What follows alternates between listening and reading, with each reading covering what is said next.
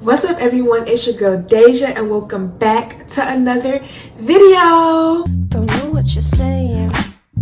You're flying higher than a plane and you're not complaining. In today's video, I will teach you guys how to get your first 1,000 subscribers. I have went from 0 to 1,000 and I did it pretty fast too. So I want to teach you guys the tips and tricks I've learned. If I would have started all these tips from the beginning, I could have gotten them faster, but I learned. And also, I personally have watched so many videos and I felt like some of them were helpful, some of them kind of seem repetitive. So I wanted to give you guys some tips that a lot of YouTubers won't tell you to help you. Without further ado, let's get into the video. My first tip is to post weekly. And I know you've probably heard this tip time and time over again. And you're probably like, I'm tired of hearing this. But I included this because it is so serious. When I first started my YouTube channel, I was not consistent. I posted one video like a month and I wasn't seeing any results. And I'm just like, okay. But when I actually started to take it serious, which was over the summer, and I started to post consistently, my followers started going up. And also people got to see like, okay, Deja is getting pretty serious about YouTube. Let me subscribe to her channel. And also, if the more you post is the more chances your video can get out there. So one video wasn't a hit, you got another video coming out the next week that could be a hit. If it's not, you just have to keep going and going. But if you stop, you're not going to see any results. Tip number 2, post searchable content. This tip is so crucial when you're beginning your YouTube channel. For instance, if you post a video of you walking your dog, most people aren't searching that up. But if you post a video on how to cook gumbo, for instance, people search for that. So if you're beginning, it's better off to start with things that are searchable, and then later on when you build a following, you can post more things that you like vlogs. Tip number 3, get specific. And what I mean by this, it kind of goes along by posting searchable content. If you have a skincare video, for instance, if you just say skincare routine, there are so many skincare routines out there on YouTube, like so many. So your video is just going to get thrown out there in a big pool of skincare videos. But if you have a certain brand like Neutrogena, for instance, then people will see that one more than the one that is just like thrown out there in a big pool. And I've seen this personally when I made a skincare review of CeraVe. I did a video on CeraVe Essay Cleanser review. That was a specific product and people are searching for that. So if you kind of narrow down your search, you're kind of narrowing down your audience as well, but it's for the better. Tip number 4, keep up with the trends. And I know you may say, I don't want to hop on a little bandwagon. I don't want my videos to be like everybody else's videos, but it can work in your favor if you're a beginner because people are searching for that also. For instance, for me, one of the videos that blew up the most right now, I think it has like over 80K views, is me creating a music plaque. That was a trend on TikTok. However, not too many people made videos on YouTube. So I saw that and I took it upon myself to create a video. And I also, when you use a trend, kind of make it different. Look at the other videos, see what's working, see what's not working, see what you can do to make it better. For instance, with my DIY video, I saw a lot of people creating a video with the Cricut. The Cricut is expensive, not a lot of people can do it. So I created a video that was cheaper. People love things that are cheap. So if you can create a video of making things cheaper, a DIY project, do it. It will help you, like, trust me on that. Tip number 5, good thumbnails. Thumbnails are crucial because this is literally what people first see. This is what makes them want to click on the video. So if you don't have a good thumbnail, people are just gonna keep scrolling. And think of it as this way, your thumbnail is helping you compete. So if your thumbnail looks better than somebody below you, they're going to click on yours before they click on somebody else's. And my major tip for this is make sure that it's clear and you can read it. For instance, if you have cursive writing, that may be hard to read. If your print is super small, it may be hard to read. And also, if your thumbnail is blurry, is not the best quality, people probably won't click on it. And it's also good to include things that will engage the audience. For instance, my music plaque video. I put $10 on there. When people see a cheap price on there, let me click on that. I want to see what this is about. For my skincare video, I showed the before and the after. That kind of can show people like, I want to click. But I blurred out the after so they can still click on it. So they just want to see like, oh, this product worked for her or this product didn't. I blurred it out so to kind of keep the audience wondering like, did it work? Did it not? So good thumbnails are important. There's so many videos on YouTube on how to create thumbnails. I personally use Canva and Fonto.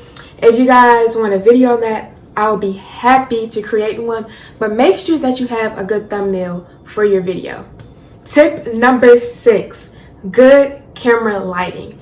This tip is so important, and like you guys can look at my first video if you want to. That camera lighting was horrible. I was just looking back at it and I was like, what the heck is this? And so I went out and bought a camera. Worst mistake I did. I bought the camera and then it was cool. Like I used it for my second video. I was like, okay, it's better. And then when I ended up moving, I just used my phone because my camera was just too much work. And I started to notice like, hold on, my phone actually has better quality for this camera. And I went out and bought a camera that I didn't even have to buy, and I could have just used my phone. But it was all about the lighting. When I first used my phone, I wasn't in front of a big window. I just was in my room. It was nighttime. I had my little lamp right there and I recorded a video. But no, that was not cutting it. My biggest tip is get in front of a window. That's literally what I am in front of right now. I will show you guys right now what's the difference between being in front of a window and then me just being somewhere in my room. So as you can see, this is my window.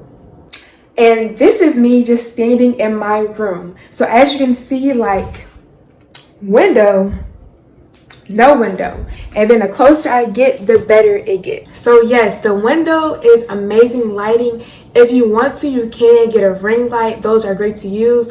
I plan on getting one in the future, but since my window is doing me good, like I feel like natural lighting is the best lighting, I'm just using this right now, but in the future I could. So I would say if you're beginning with YouTube, you do not have to go out there and buy a $1,000 camera. Like that's a big misconception. If you have the money and if you want to, go ahead. But I feel like also you kind of want to wait to make sure that YouTube is something you really want to do. Because if you buy your camera and you're like, you know what, I'm not really feeling YouTube, it's like you just bought the camera for no reason. So I feel like if you're a beginner, a phone is perfect. I am using the iPhone XS and the camera quality is beautiful.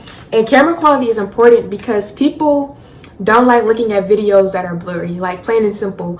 If I see a video that's not the best quality, I may click off of it and try to look for another. Tip number 7, tags. Now, when you post your video, when you upload it to YouTube Studio, there's a section where you can put tags at. And you want to use tags because this is telling YouTube what your video is about. When you do that, your video can get out there to more audiences.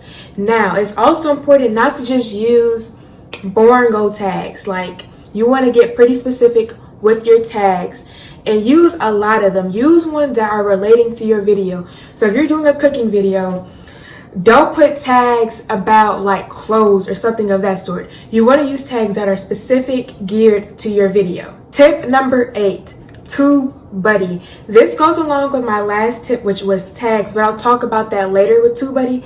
TubeBuddy is one of the best things I ever gotten. It is a YouTube extension, and yes, it is safe. And there's also a free version and a paid version. And of course, I got the free version. Hopefully when I get that YouTube check eventually, you know, I can ball out a little bit. But for right now, the free version is doing me well.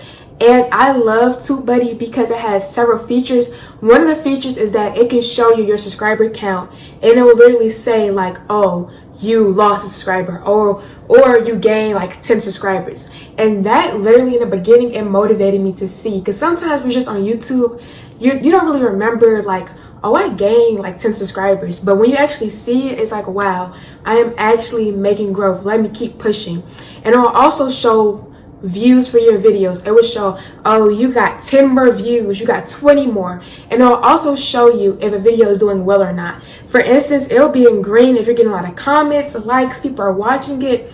It'll be in yellow if, you know, you're getting views but not too many people are commenting, or a lot of people dislike this video. So I think that's a great way for you to see how your video is doing. But my favorite feature of TubeBuddy are the tags. Now this is going along my last tip. Listen up. You need this tip. This tip has helped me tremendously. With TubeBuddy, it will tell you if a tag is good or not. So if you just type in cooking probably wouldn't be the best tag to use because it's so basic. There are so many just cooking tags, and TubeBuddy would tell you like, yeah, the search volume for this is high, but your competition is also super high with this tag, so you probably want to choose something else. But for instance, if you type in how to cook jambalaya, it will probably increase. Now I'm not completely sure, but that's when you can like type in different tags and play along with it and see which ones will be better. But I've noticed like the more specific I get with my tags, the better they are. For instance, if I just type in DIY, like there are a lot of DIY tags. But if I type in DIY music plaque, it will go up. So that is very important to use. Like that tip has helped me so much. When you use good tags, your video will get out there even more. Tip number 9, look at small YouTubers. Now I feel like I've heard other videos will say like, look at big YouTubers. Yes, that is great to look at. You can look at their editing style, see what's working for them. But you have to keep in mind, they already have a following. So they don't have to do the same things a beginner does because they have a huge following already out there. So the people that are watching their videos are probably subscribed to their channel. But as a beginner, it is important to look at smaller YouTubers. So what I started doing was I will find YouTubers around the same subscriber count as mine. And it doesn't even have to be the same, but kind of close to it. And I would look at their channel and see like what's working for them. So I would go to the home page. When you go to the home page, it will show you their most popular videos. So if I see a YouTuber has maybe 600 subscribers, but their video got 15K views, I'm going to click on that video. I'm going to see what did they do for that video to make it blow up. Was it the content that they posted? Was it their editing? Whatever it was, I'm going to see what they did. Now you could recreate that trend if it's a trend, or you can just kind of take notes and try to do the same thing. I think this is like the tip that has helped me so much, because when you look at the people that are where you are but they have videos that are blowing up, that's important. And when I say a video is important for blowing up, is because that's how you can gain more subscribers. And more people see it, the more people that will subscribe. But also make sure, like in your videos, you say, make sure you subscribe to my channel. Y'all, if you haven't already, make sure you subscribe to my channel, thumbs up this video, and comment down below. You need to say all that, but like, I'm serious, y'all. Subscribe if you haven't. But yes, all of that is a part of it. You want to look at YouTubers that are at the same place you are at, because it can help you tremendously. And you also can connect with them. Maybe like comment down like, hey, do you want to connect? I think that would be a great way too to grow your channel. Tip number 10. Now this tip is probably the tip that has helped me the most as well. At least I can like say, by doing this, I know I gained way more subscribers. And that is to do a giveaway. You may be saying to yourself, I don't want to do a giveaway, I don't want to buy my subscribers, that's just cheating, that's this, that's that. No, a giveaway is great because you are giving back to your supporters, and it's also a great way to gain subscribers. So if you do a giveaway, you want to make sure that one of the rules is to subscribe. Now I like to do 3 main rules, which is to subscribe, like, and comment, because that will help your video go out more. But also with giveaways, like I did a school supply giveaway. People will literally search for a school supply giveaway because they just want to win. Like they just want to win. So I think giveaways are a great opportunity to gain subscribers. Like I gained a lot from my music supply giveaway and also from my school supplies giveaway. And I think doing that giveaway really helped grow my channel. But also it was fun to do because like it literally made me smile when I emailed the winners and like, oh my gosh, I didn't think I was going to win. Thank you so much. Like you can do so much by doing a giveaway. And you may be saying like, oh, I don't have the money for a giveaway. Honey, I don't have the money either. But like if you can create something, like I created a music plaque. That was something that wasn't too expensive for me to do, so I created it. The school supplies one was a little bit more expensive, but just work with your budget. If you can't do a big old iPhone giveaway, don't worry about it. There are so many other things you can do. If you can draw, you can give away a painting or something of that sort. There are so many things you can do. If you're a gaming channel, maybe you have a game that you used to use and that you don't use anymore. You can give that game away, or you can buy them a new one. I don't know, whatever you prefer. The only thing about doing a giveaway is sometimes shipping can get expensive. So if you're working kind of on a lower budget, I would suggest doing a giveaway within just your country. But if you have a little bit more money, go international. But thank you guys so much for watching this video. I hope all of these tips help you, because when I say these 10 tips have helped grow my channel tremendously, and I wish I would have known them from the beginning. That's why I'm gonna help you guys out. If you guys want a part 2, let me know, because I just wanted to do 10 because I didn't want to make the video too long, but I have so many more tips I can give you guys that has helped me grow my channel. I wish you guys all the best of luck with your channel. I know, just keep pushing. That's another thing, like keep pushing. I know it may seem like nothing is changing, I just want to give up. Don't give up, just keep pushing. And comment down below if you're a new YouTuber, guys. Let me know. I want to talk to you guys. And thank you guys so much for supporting my channel. Make sure that you like, comment, subscribe. Bye guys.